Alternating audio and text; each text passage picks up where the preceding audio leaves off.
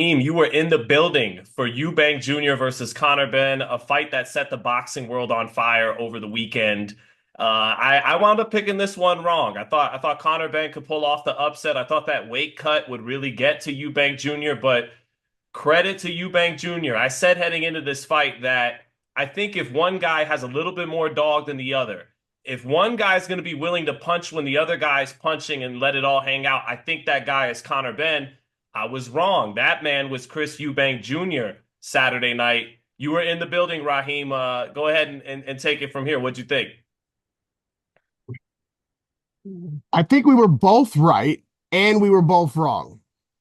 We were right about the fact that well, I should say you were right about the fact that Connor was going to outperform what his potential was on paper. And I stress on paper. A lot of people take personal offense when I lay out what the fighter has been capable of doing in the past and use that as what they may have as a potential ceiling in a fight in the future. They think that I'm slagging them off or shortchanging them their abilities. This isn't the case. It's just on paper, this fight was a mismatch. It was a very one-sided, dominating fight for Chris Eubank Jr. And the only option that Connor had was if Chris got old overnight or just came in bad form.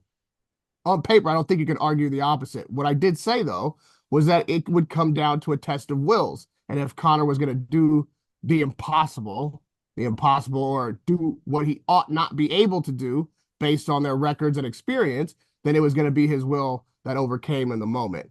And what I'm saying that we're both right about is that it did come down to a test of wills. And I think a lot of the metrics by which this fight was prescribed was out the window.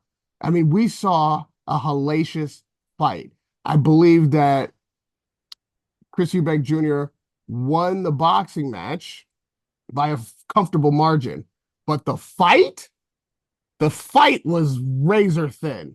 The fight was very, very close. I'd Yeah, still give to the that point, edge Raheem, to Chris Chris Eubank Jr. Jr. might actually be the guy worse for wear going home after the win than Conor Benn, to your point. Right. So I've said this before. Sometimes there is a difference in the outcome.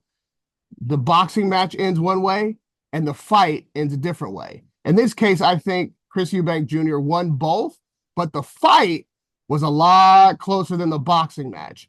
And most importantly, everybody who bought a ticket or bought pay-per-view got value for dollar. That was an instant classic. That's a fun night of boxing, and it was a fight that did live up to the hype. I don't know that you could ask for too much more from the circumstances. Credit to both men. And it must be said that while he was the victor, Junior was not in attendance at the press conference because he had to immediately go to the hospital, reportedly, and I don't have confirmation on this, that he had a broken jaw. So when you win a fight and can't make the press conference, that lets you know sometimes the difference between, or say when you win a boxing match and don't make the press conference, sometimes that lets you know there's a difference between the boxing match and the fight. They put on a hell of a show at Tottenham Spurs Stadium. Credit to these guys. Yeah, kind of reminds me of Frazier and Ali. Frazier harbored a lot of ill will towards Ali after those fights, and he would say, that you see who really won those fights. Frazier's point was, as harsh and callous as it might have been, was I lost the Thrilla in Manila, but Ali took more punishment than I did. That was kind of the case with this fight. I think, Eubank had to go straight to the hospital, so he took a lot. As for the fight itself, you know, Sorry. I want to start off giving credit where it's due. Chris Eubank Jr. and Conor Benn. But in my post-fight breakdown, I said it was a fun but flawed fight between two warriors. Keyword warriors. They both showed that warrior fighting spirit. They left it all in the ring, particularly Chris Eubank Jr. For Chris Eubank Jr., who in my eyes was a dead man the last 5 rounds of this fight. From about round when Conor Benn really started to try to push that pace again and catch his second and third win in rounds 7 and 8, that pace was too much for Chris Eubank Jr. The legs were gone. And I don't think his punch resistance and his legs being underneath him to take the punches were really there in this fight. I don't even think the speed and the snap on his shots were there. In the end, when he was doing his hilarious bit heading into their originally scheduled date about 60%, 60%, not 59, not 61, I need 60%. He turned out to be right about that, to his credit, because he was very drained. He reminded me for several rounds down the stretch of that fight of Antonio Tarver in the third fight against Roy Jones, where Emmanuel Stewart was saying Tarver is about to pass out if Roy can just finish him off. He's ready to go. Roy couldn't make it happen, just like Conor Benn couldn't quite make it happen. The bet and that was frustrating to watch a little bit on Conor Benn's end. You got a man in front of you whose legs are gone for the second half of the fight. He's staying in front of you, and you're allowing a weight drained 35 going on 36-year-old man to out hustle you down the stretch. And Conor Benn, for as much dog as he showed in this fight, he got out dogged down the stretch. I know that sometimes you say things like this in sports and it's oversimplifying it. But again, he got out hustled by an older man who was weight drained down the stretch. I give tons of credit to Eubank Jr. for that. What were you going to Isn't say? that just another way to say a battle of wills? I mean, it Yeah. sounds a bit cooler when you say the Hmm. dog in you. Okay, all right. So the Right. dog in you then. No, He you're got saying out it the dogged his better battle way, of actually. will. This is what it was. Yeah. Like, and in the final rounds, especially the last two, Junior won that fight, I believe. And again, I'm talking about the fight now with his nonstop aggression, even with the legs being gone, even with the weight cut, even with all the The snap reasons not he really might being have to there. maybe maybe he could cruise the last couple rounds on what he might have believed when he was ahead on the card, which he was. Instead, he tried to finish the fight. He continued to try to win. He continued to try to get the knockout, and he was enough to keep uh, Ben from being successful in those last rounds. I mean, to watch Junior in those last rounds was incredible. And that's what, it contributed to the fight being a classic. And in the post fight, when I spoke to Conor, I mean, you could hear in his voice when he said it too, just like he was I couldn't pull the trigger. I couldn't get there. I had him close to being gone. I had him hurt a couple of times, 4 times, he said. And I just couldn't get him out of there. And that is what hurts. This is what he said. That's a quote. Like, this is, you could almost see him when he was responding to the question, seeing it in his own eyes. Like, it was just the thing at his fingertips, but out of reach. And that, to me, is why this thing came down to a battle of wills. Because if in that moment, Junior had relented just a little bit, it might have been enough for Ben to have gotten to that mark and stopped him. And vice versa, to be fair. At any point, I think the same could be true and could be said for Junior's opportunities to stop Ben. I mean, the fight, again, on paper, really shouldn't have been this good. And it was. And I do think that the scorecards, while some people are arguing about No, they how were wide they perfect. were, I They were think they were perfect. right. They But were on the money. again, I think a lot of people are a bit caught up in the fight of it all and losing sight of the boxing match scoring, which makes for a great night of entertainment. That means that this was an entertaining fight that we'll continue to discuss and will immediately go down in the history books as a classic. I'm gonna push back on classic in a minute. Just wanna, but the technical side of the fight, because we're talking about Eubank Jr.'s will, pulling through in the end to hold on to that win. There's also his skill and his savvy. I talked about how he'll drop the hands, try to rely on his reflexes to get his head off the line, and I criticized it before the fight, but it was effective in this fight. In part two, because Conor Benn and his dad, Nigel Benn, touched on this in the post fight. I heard him talk about it. The jab won this fight as much as anything for Chris Eubank Jr. That allowed him to keep dictating his range. And you know the old phrase in Raheem, the whole old phrase in boxing, Raheem. You don't hook with the hooker, but you do jab with the jabber. And Conor Benn didn't do that enough to responsibly cut distance against Eubank Jr. And then by the time Eubank Jr. said, "You don't got to cut distance, I'm in your face," he took the play from him that way too. So Conor Benn, he's got to watch the tape with his pops. I'm sure his pops will tell him everything I'm saying and then some. You got to look, it's great that you want to be the destroyer and take his head off. You can't start from so far out. You have to responsibly cut distance and get closer to this guy in a rematch. And that starts with the jab. I just want to push back on the classic thing for a minute. And so actually, I'm going to start with a quote you got after the fight from Chris Eubank Sr. And he tells you, do your job as a journalist, right? So that this doesn't become like WWE. I got a lot of respect for Chris Eubank Sr., a man with a lot of wisdom who I enjoy hearing speak. Nobody knows everything. Obviously, I don't agree with everything the man says, but he's brilliant in his own capacity, no doubt about it.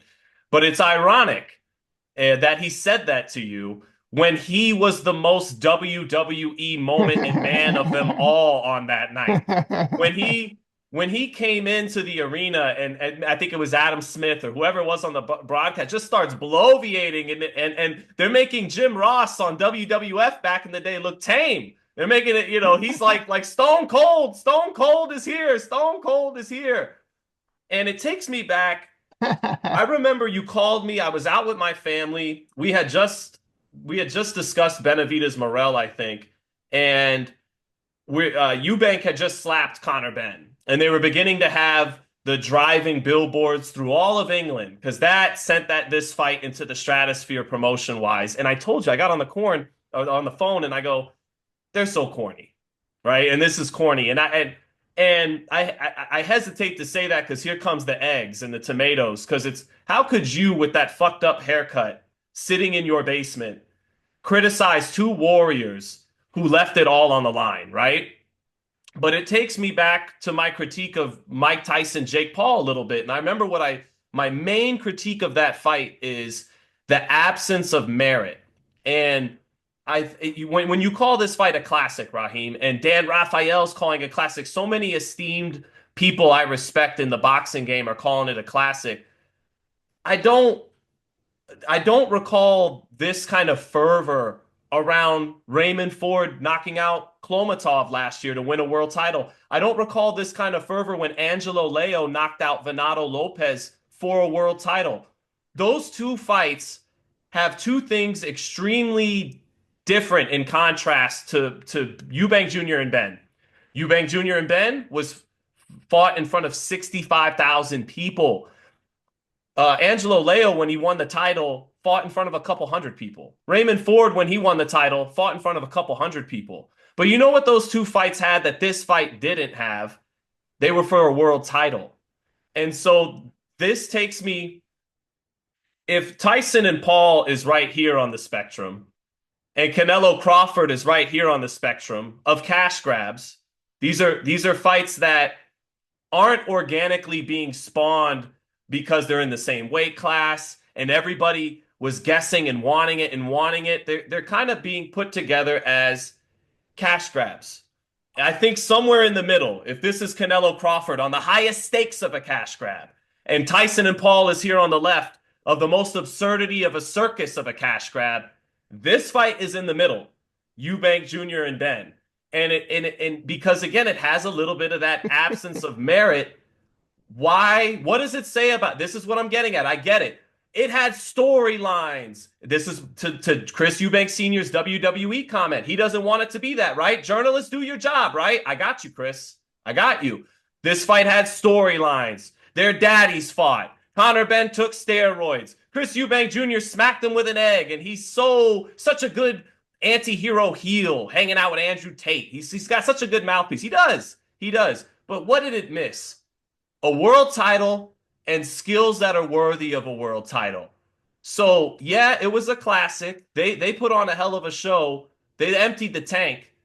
But what does it say? I'm trying to get at a deeper truth here. What does it say about us that's what gets 65,000 people? Tyson and Paul is what get, but Ford Okay. Klomatov for just Okay. for Let me me let personally, I'm me. just gonna finish here. For me personally, Raheem, that does it more for me. Me personally, I know I'm in the minority. My soul was set more on fire to Raymond Ford just being a young champion, having to come from behind on the scorecards to win a title. Angelo Leo as a 4-1 underdog in his hometown with the knockout of the year. Those to me get more of my fervor, more of my instant classic praise than Chris Eubank Jr., Conor Benn, who put on a hell of a show in their own right.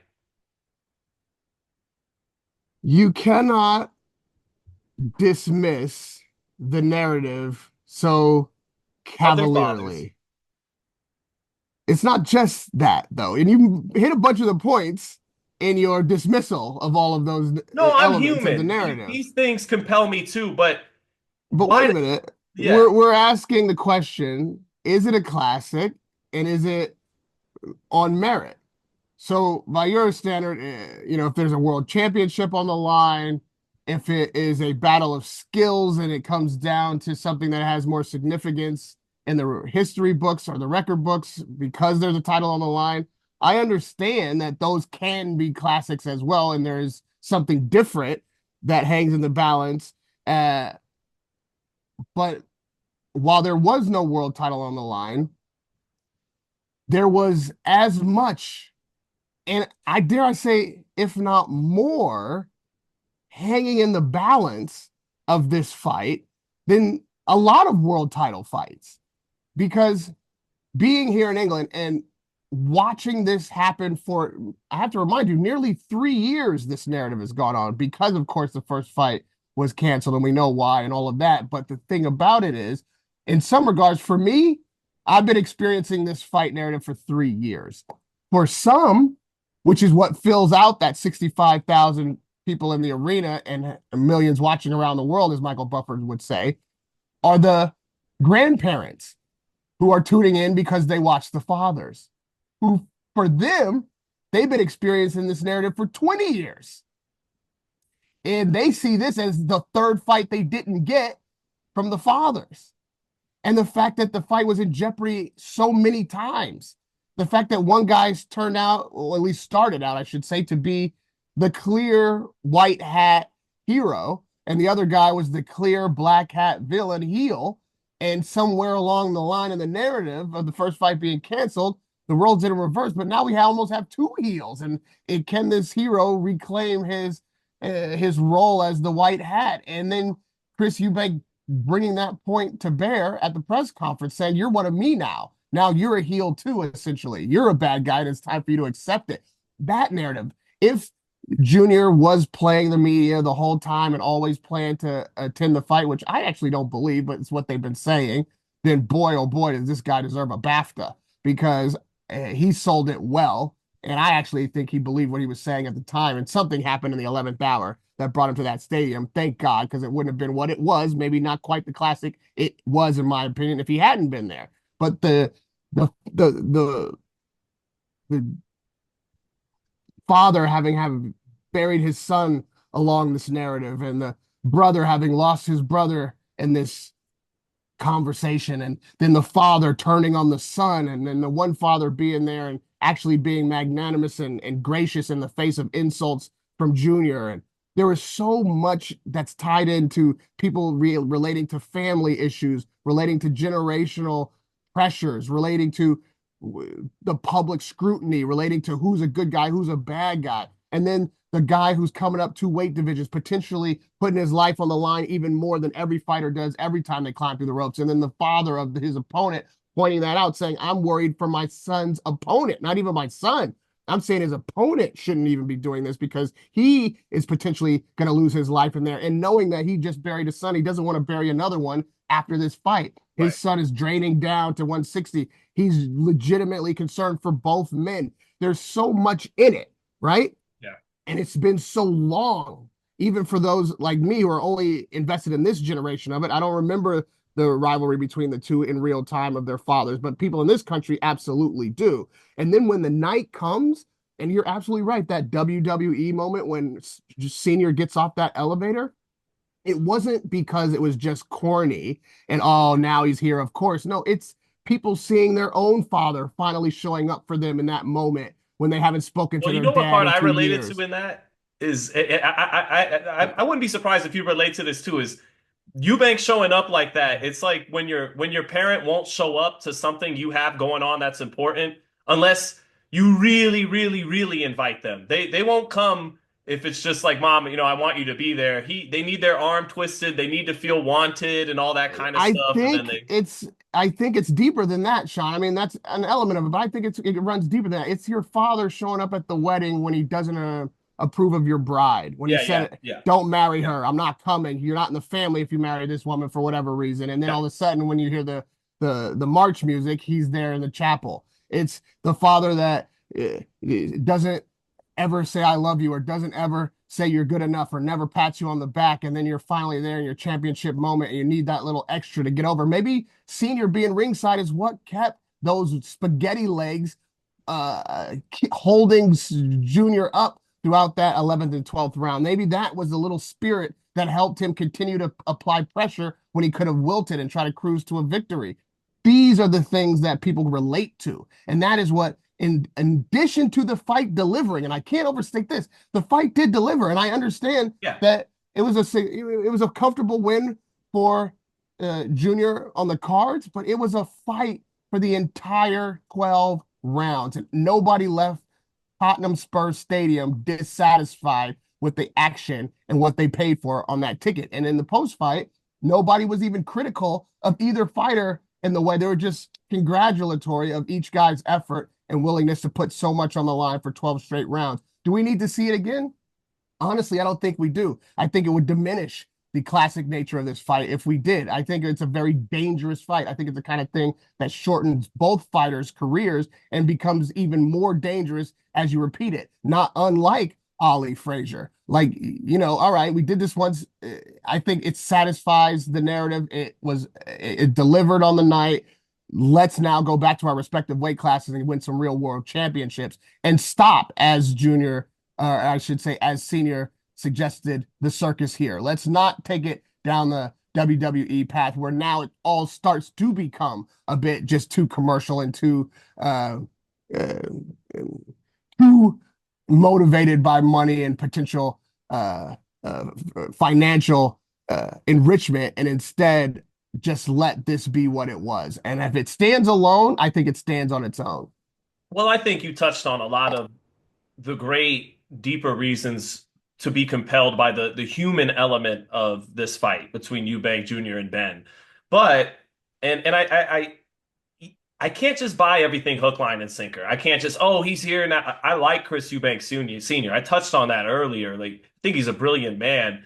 But at the same time, that was very on brand narcissistic hypocrisy from Chris Eubank Sr., right? Like he shows up and Was it hypocrisy or was it a true moment of a change of heart? Like, I can't let my two son go things out there, even two though things can I be true at once. disagree.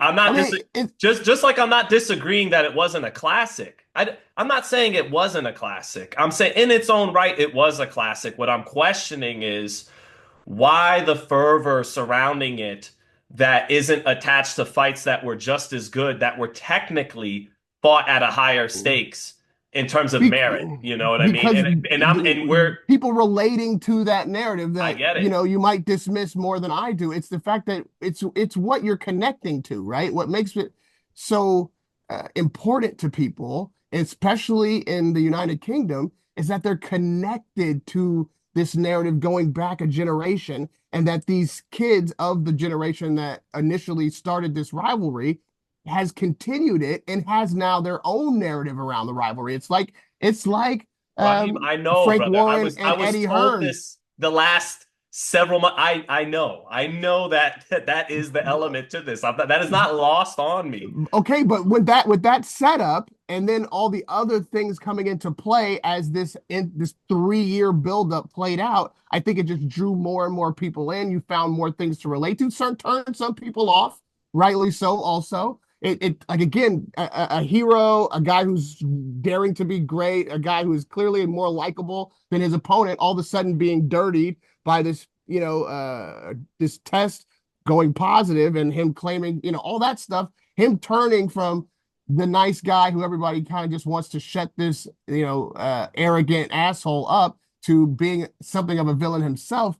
It's too seductive. Like there's something for everybody in it. And it wasn't a shit Them boxing match. seductresses to get you caught up, Raheem. Hey, Raheem who might who know a thing hasn't or had two a about classic that. night with Raheem, a listen, you live so in Vegas, Sean. Who hasn't had a classic night with a seductress? but Raheem's a uh, good-looking guy. He might have had some night. But no, the point I'm getting, but here's the thing. Eubank Sr. was being just as critical as I am right now. That's that, More. and more, right? And it's a microcosm of something deeper because when he talks about we don't want it to turn into WWE, right? It literally is. Forget figuratively. Like it's literally on the bridge of being owned by the same people that own WWE. And in the same, it's funny. Problems get addressed, but that not always the right way. And it's so many things that made this fight big and great in the UK is what's lacking in the United States. We don't have storylines like that. We don't have enough human element and drama. It's not enough there, right? And then on the fans don't do their part enough in the UK. To my point about it not even being for a title, they don't care. They're there to support their countrymen and watch them do battle, as they should. So, but if at what, not at what cost? It's not that deep. But what I'm saying is, Turkey, like it coming closer to being owned by the WWE. It's the same thing as just because boxing has all these problems, it does need human element. It does need more support from the countrymen of the fighters in the United States, for example. Doesn't mean it needs to go like this. Just like boxing needs its help, it doesn't need to go to Turkey. It doesn't need to go to a Saudi dictatorship. There was an article, and I got it because it all connects. It all connects All to right. this. Before you walk across this bridge, Right, right. let me just book in the conversation about this actual fight, which is that when he says WWE, what I think he's referencing is this was real. What happened, all this part of the story up until this point is genuine. And that's why I don't believe that he has always planned to attend the fight. He's saying from this point on, if we continue, we're making it fake now. Now we're playing these And I'm storylines saying that's the just for road we're profit. headed down because But this and Tyson Paul validate that the WWE shit is what sells. It's not the organic spontaneity of a young champion trying to become champion, or else people would be as excited about Ford and Klomatov as they would this. That's what I'm getting at. And all I'm saying is that he's this saying is he's worried real about and it the Jake Paul going stuff is we're literally already going the fake. WWE route. We're literally, not But not with this figuratively. fight. But not with this fight. This No, but fight was that is not where we're that. headed. If this is what this is what I'm getting at. If this is what the public keeps hungering for, you get what you ask for. You're gonna get Canelo Crawford, Tyson Paul, Eubank Jr. Benn, and Yeah, you but see Sean, it, you're and it's also literally gonna be owned getting soon by the people who own the fake shit. you're also getting undisputed championship fights back to back.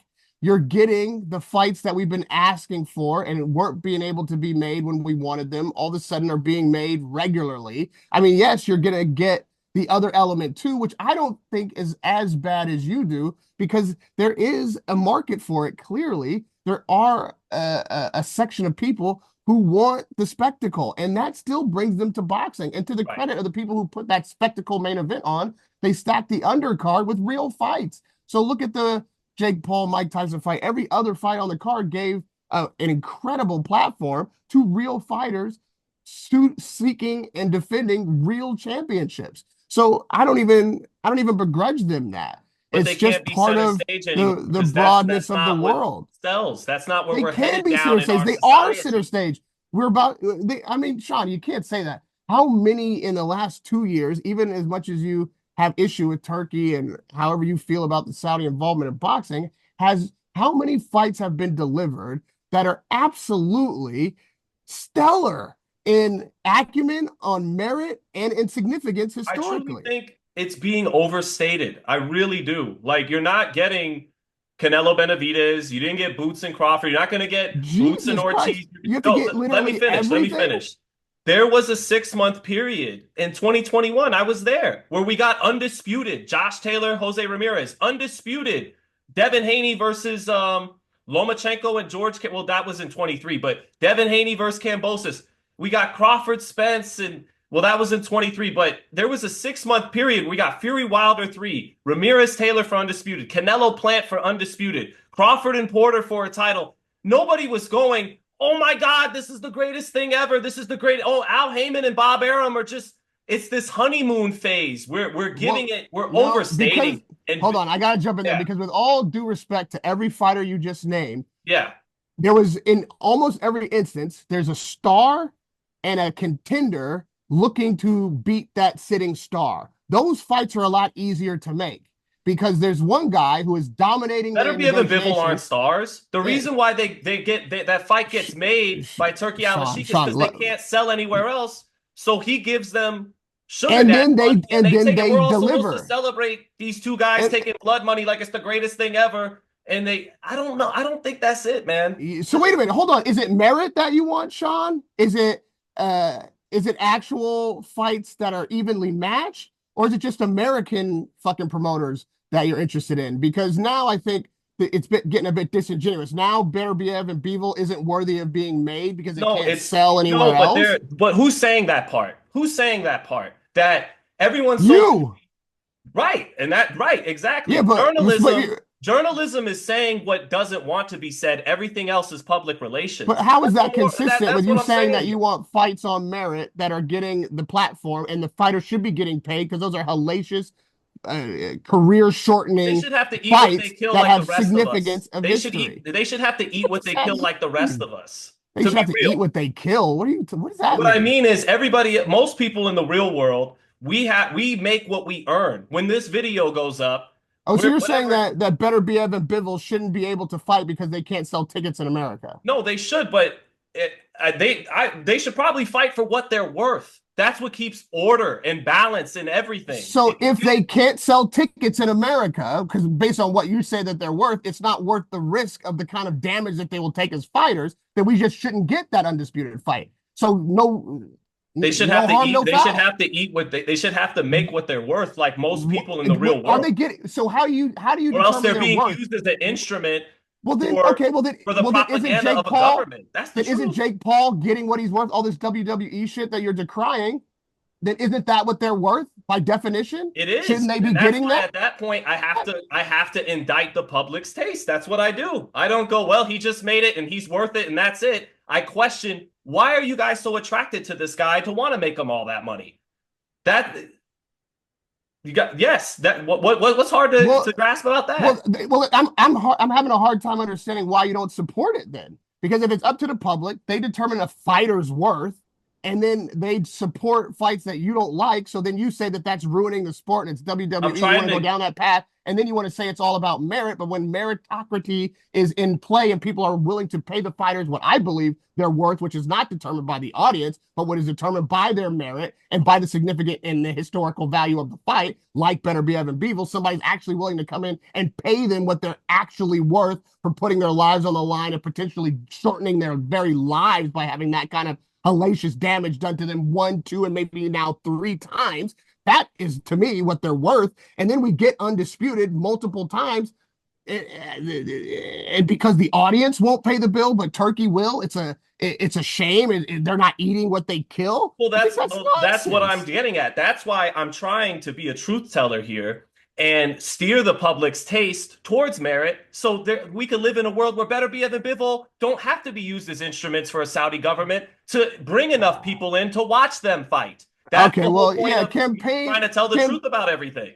campaign for the I public to support them, but I don't think that they should have to wait on the campaign to be convinced by you that they need to buy tickets before they can get the money that they deserve to fight the fights that should be fought for the history of boxing. I right. don't think we should have to wait for Americans to decide that it's worth clunking down Well, it doesn't 20, have to 30, be 100 Americans. pounds They could fight to, anywhere well, that they that's could where the big actually money is coming draw, from though, and isn't that'd be it? great. They could Well, fight. I it's would going to love have if they to, fought in Russia and sold that place out, but I guess politically that's not possible and everything go. I understand, Uh, yeah, but and where's that money coming from? Like, if you do that in Russia, you're so concerned about the Saudi government and all this. You're calling it blood money, but you want to have it in Russia? at You want to least have a bunch of it's fucking their oligarchs homeland, sitting in in and it's in where they in would at Barca least be loungers drawing a real crowd and real around the ring? revenue off their merit. So in your mind, there's something different between having that fight in Russia being paid by oligarchs or having it in Saudi being paid by Ring Magazine and a a promoter that is actually consistently supporting boxing and continuously putting these shows on and making these massive paydays for all of these fighters. I'm sorry, man. That doesn't really jive with me. It doesn't make sense. Like I think you have a bit of a bone to pick with Saudi, and you're kind of navigating this logic to continuously fit them being the villain. I'm happy to have seen these fights. I'm not even begrudging the WWE shit because I think it even brings more eyeballs to the sport. But ultimately, a fighter's worth, I wish really was based on meritocracy. And in Saudi, if the crime is overpaying fighters, I'm here for it. You know what I mean? Yeah, and he's not the first. Al Heyman was overpaying fighters. Eddie Hearn was overpaying Yeah, I'm fighters, not but because they that's how got people get criticized when in. they didn't. He does not. He's getting his ass kissed. He owns more than half the media at this point. So Yeah, again, I think you're conflating two issues. You have an issue with Saudi, you have an issue with Turkey, and you have the right to that issue and to make your case, but that does not diminish the fights that are being put on or the reason that they're happening or the value of the fighters themselves. I think the fights that we have consistently got over the last 2 years, you just can't thumb your nose at. There has not been an era like this, certainly not a modern it's one, not so that you much can they can thumbing my stand nose. I'm up that trying you to can stand it up next contextualize it. to. I'm Yeah, trying to but your contextualize. context is fuck this shit because it's Saudi, and then let's take it to Russia or let's make Americans pay for Not better that simple. BFB That's a so that they can over. eat what they kill. It's an oversimplification of what I'm saying. I'm saying it the market at some point in boxing has to be a real economy. It can't just keep surviving off sugar daddy to sugar daddy as it goes into more and more niche status. Whether it's Leonard Blavatnik funding the zone, whether it's Al Heyman overpaying fighters, whether it's Eddie Hearn coming to America, we'll see the how it plays out. motivation the motivation of the promoter does not in fact always have to be profit. In fact, if you take that profit margin out of the motivation of the promoter, you see what is possible. Like it's not like Al Heyman didn't want to be profitable, but he wasn't putting his own money up, so he wasn't losing money by overpaying fighters. He was trying to create his own monopoly and continue to keep his own stable of He fighters got put in fighting each court for other. that twice and Yeah, got I criticized understand. by the whole boxing I world understand. and But made fights that have dwarfed anything Turkey Al Sheikh has ever produced commercially. Dwarfed them. And he got dragged through the mud a lot of times deservedly, but this guy gets off scot-free. Could it be because more than half the media is literally owned by him at this point? Like, Al Heyman never even did a single interview. What are you true. And talking he about? deserved to He be never criticized for that, like, but he but didn't have who gives a fuck journalists who's chopped up. criticizing them? You and I know people are paying their money to see these fights. These fighters are getting well paid, and in fact, it was making commercial money. You know who was getting robbed was the networks. The networks were the ones getting robbed, and the fans got a chance. And he was actually, and these ticket prices were pretty high. You know, I mean, Yeah. we got up to damn near what was it, like $100 for a pay per view at Yeah. some point, and nosebleed seats to a Mayweather fight would cost you at least 300. So it wasn't like he wasn't hitting everybody's pocket. But ultimately, we got the fights that we wanted. The fighters, I am never going to be upset about a fighter getting more than he could otherwise get. As much as they can possibly get, they should get. And I'm not really concerned about the motivation of the promoter. In fact, the motivation of the promoter is dictated by his own personal profit margin, the worse the fighter gets treated. You want to talk about Don King? That's the difference.